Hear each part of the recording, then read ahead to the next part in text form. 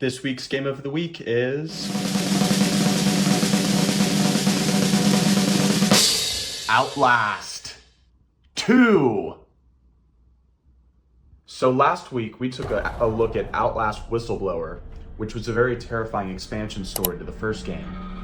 I enjoyed that one so much, I figured that we should take a look at the proper sequel this week, Outlast 2. This game was also developed and published by Red Barrels, and this sequel released in April of 2017 on the Xbox One. In this game, you are Blake Langerman, a videographer working alongside his wife Lynn, who is an independent journalist. Together, you all are investigating the disappearance and subsequent homicide of a pregnant woman in the Arizona wilderness. As you approach the last known location of the victim, your helicopter crashes near a remote village called Templegate, which harbors a Christian cult that believes in a new gospel of the Bible called the Gospel of Noth. You wake up from the crash to find your wife missing. What then follows is a journey into pure depravity, desperation, and extreme hostility as you attempt to save your wife from this cult and escape the village.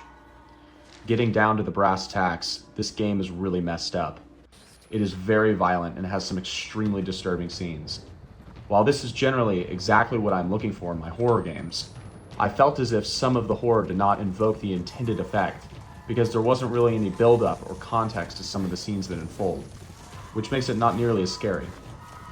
After a while, it all kind of becomes desensitizing. I just didn't feel emotionally invested enough in the story or the characters to feel truly terrified when bad things happen to them.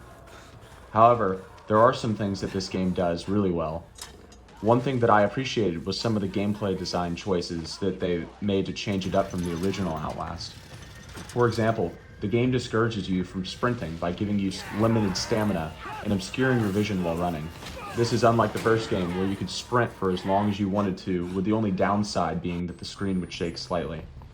This new design choice helps to build the tension and atmosphere since you are encouraged to walk through portions of the game where you believe there is no current threat to you.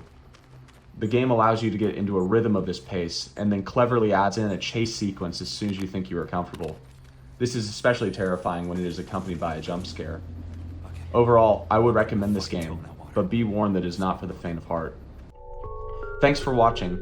If you like these reviews, consider dropping a like or subscribing to my channel. And with that, we will see you next week.